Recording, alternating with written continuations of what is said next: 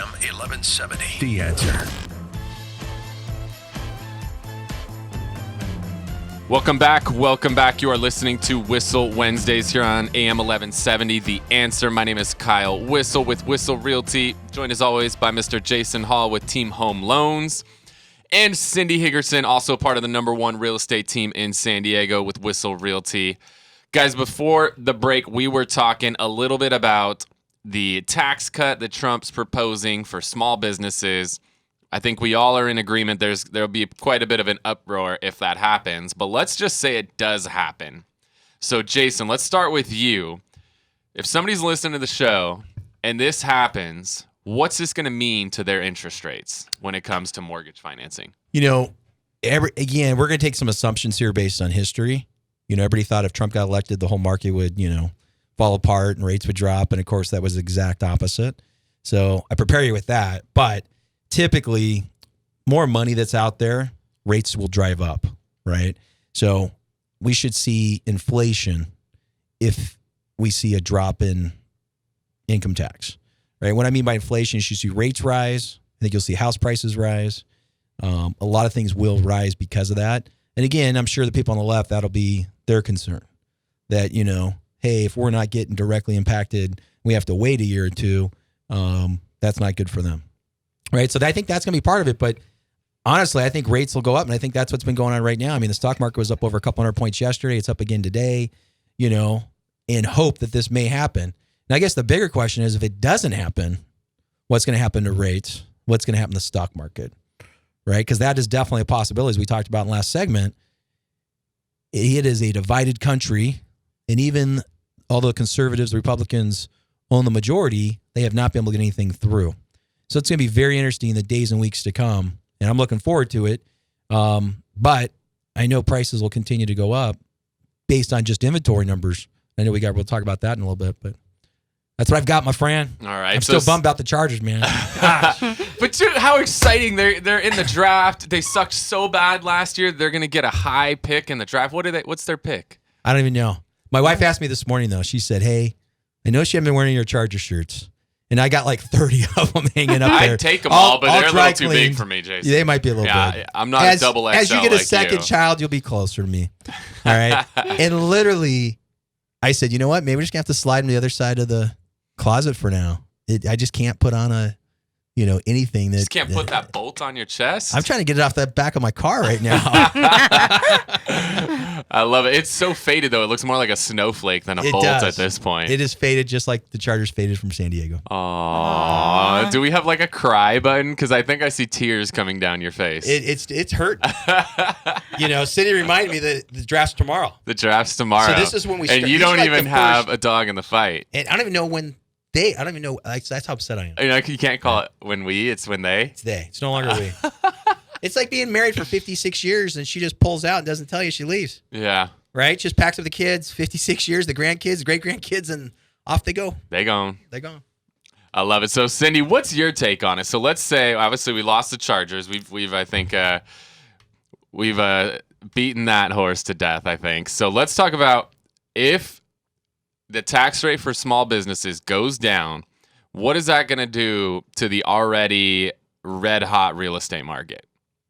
I think it's going to get more insane, more red hot. It's going to be a firecracker. Yeah, like you.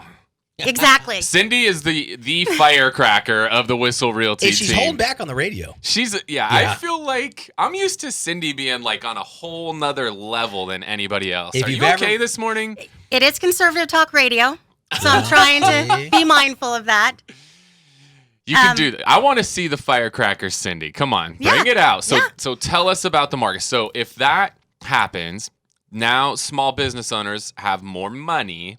So your thought would be that they're going to invest a lot of that money in real estate. I do believe so. And they can move up because as a business owner myself, we're holding on to cash.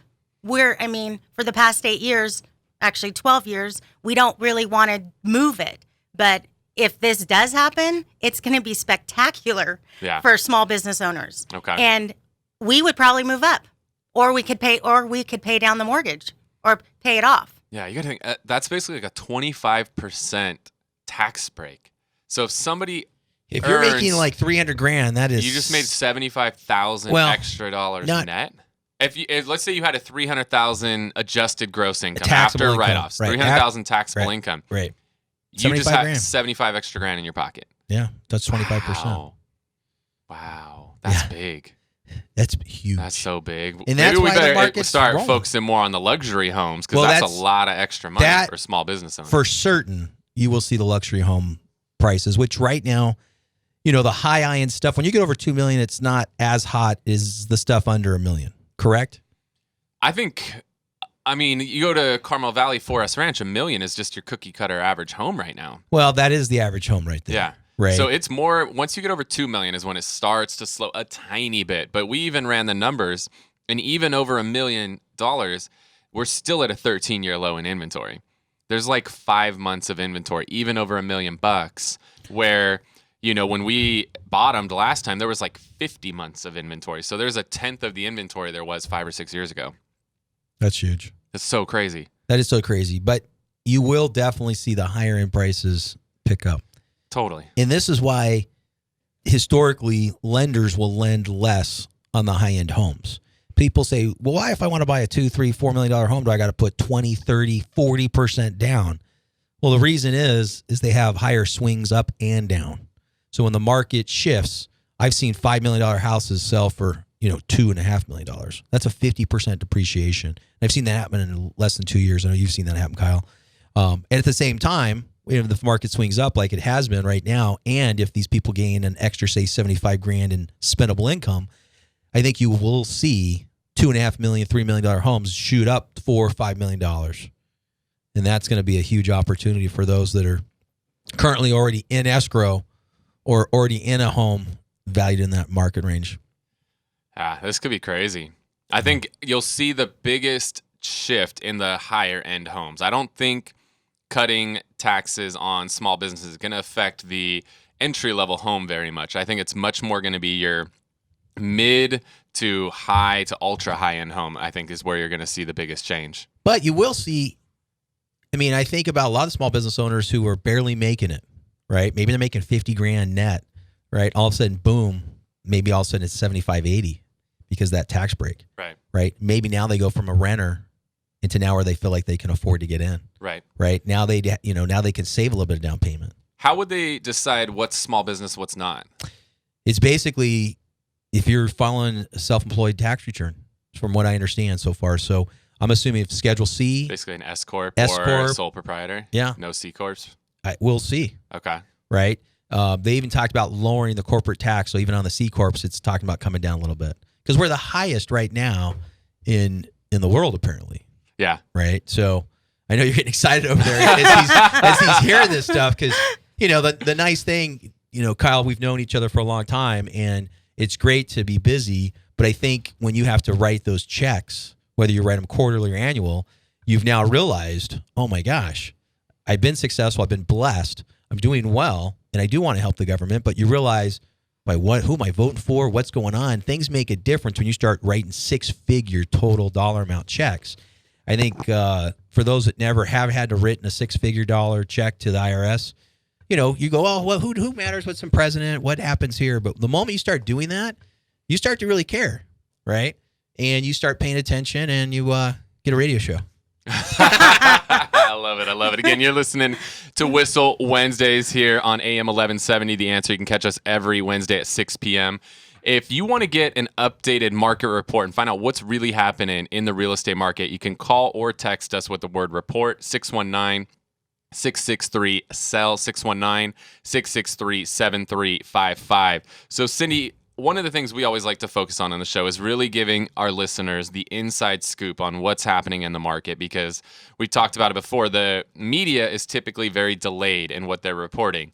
What they're talking about today is where's the average, sales price last month and, how many homes sold. But what sold last month is what actually went into escrow 2-3 months prior to that. So they're really about a quarter behind with what they're reporting. So what's happening today in the real estate market?